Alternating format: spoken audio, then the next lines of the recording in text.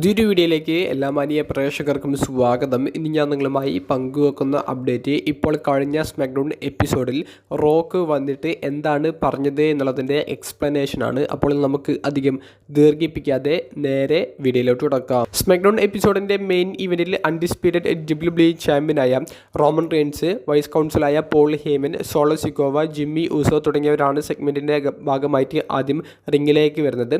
റിങ്ങിലേക്ക് വന്ന് നമ്മൾ എല്ലാവരും പ്രതീക്ഷിച്ചിരുന്ന ആ ഒരു വാർത്ത റോമൻ റെയിൻസ് പങ്കുവെക്കുന്നു. റോക്ക് ബ്ലഡ് ലൈൻ ഗ്രൂപ്പിൻ്റെ ഭാഗം ആണ്, റോക്ക് ബ്ലഡ് ലൈനിലെ മെമ്പർ ആണ് എന്നുള്ളത് റോമൻ റെയിൻസ് പറയുന്നുണ്ട്. അവിടേക്ക് റോക്ക് വരുന്നു. റോക്ക് വന്ന ഉടനെ തന്നെ ആ ഒരു കാണികളെ കളിയാക്കുന്നതാണ് നമുക്ക് കാണാൻ സാധിച്ചത്.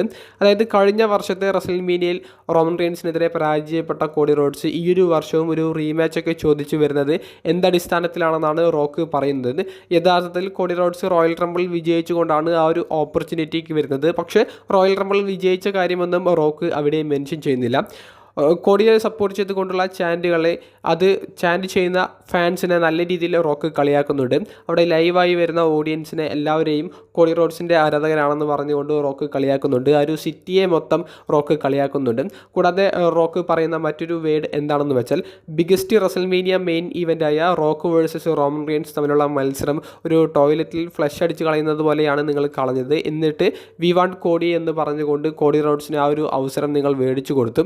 പിന്നീട് കോഡിക്കുള്ള ഒരു വാർണിംഗ് പോലെ റോക്ക് പറയുന്നത് എന്താണെന്ന് വെച്ചാൽ, റസൽമേനിയയിൽ റോമൻ റെയിൻസിനെ നീ തോൽപ്പിക്കാതിരിക്കാൻ എല്ലാ വിധത്തിലുമുള്ള പവർ റോക്ക് യൂസ് ചെയ്യും എന്നുള്ളതാണ്. അതായത് TKO എന്ന് പറയുന്ന WWE പേരൻറ്റ് കമ്പനിയുടെ ബോർഡ് ഓഫ് ഡയറക്ടറിലെ ഒരു അംഗമാണ് റോക്ക്. അപ്പോൾ അദ്ദേഹത്തിൻ്റെ ആ ഒരു പവർ ഇൻഫ്ലുവൻസ് ഒക്കെ ഉപയോഗിച്ചുകൊണ്ട് കോഡിയെ തോൽപ്പിക്കാൻ വേണ്ടി മാക്സിമം എന്തൊക്കെ ചെയ്യാൻ പറ്റുമോ അതൊക്കെ ചെയ്യുമെന്നുള്ളത് റോക്ക് പറയുന്നുണ്ട്. അപ്പോൾ കോഡി റോഡ്സിനെ സപ്പോർട്ട് ചെയ്യുന്ന ഫാൻസിനും കോഡി റോഡ്സിനുമുള്ള ഒരു വാർണിംഗ് തന്നെയാണ് റോക്ക് കൊടുക്കുന്നത്. അപ്പോൾ ബ്ലഡ് ലൈനിൽ റോക്ക് ജോയിൻ ചെയ്തു എന്നുള്ളത് അവർ കാണിച്ചു തരുന്ന രീതിയിൽ തന്നെയാണ് സ്മാക്ഡൗൺ എപ്പിസോഡ് അവസാനിപ്പിച്ചിട്ടുള്ളത്. എല്ലാവരും അവരുടെ ഒരു കൈ മുകളിലേക്ക് ഉയർത്തി പിടിച്ചുകൊണ്ട് അക്നോളജ് മീ എന്ന് പറയുന്ന റോമൻ റെയിൻസിൻ്റെ ആ ഒരു സൈനിന് സമാനമായ രീതിയിൽ എല്ലാവരും ബ്ലഡ് ലൈനിൻ്റെ ഭാഗമാണെന്ന് കാണിച്ചുകൊണ്ടാണ് സ്മാക്ഡൗൺ എപ്പിസോഡ് അവസാനിച്ചിരിക്കുന്നത്.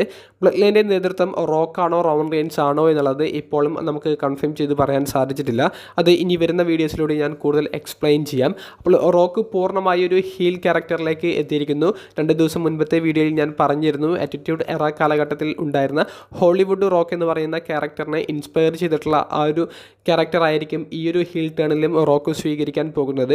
ആ ഒരു റിപ്പോർട്ട്സുകളെല്ലാം ശരിവെക്കുന്ന രീതിയിൽ തന്നെയാണ് റോക്കിൻ്റെ ഒരു സെഗ്മെൻറ്റ് നമുക്കിന്ന് കാണാൻ സാധിച്ചത്. അപ്പോൾ വീഡിയോ സംബന്ധിച്ചുള്ള നിങ്ങളുടെ അഭിപ്രായങ്ങൾ കമൻറ്റ് ബോക്സിൽ ഒന്ന് രേഖപ്പെടുത്തുക. അപ്പോൾ അടുത്തൊരു വീഡിയോയുമായി കാണുന്നത് വരെ ബൈ.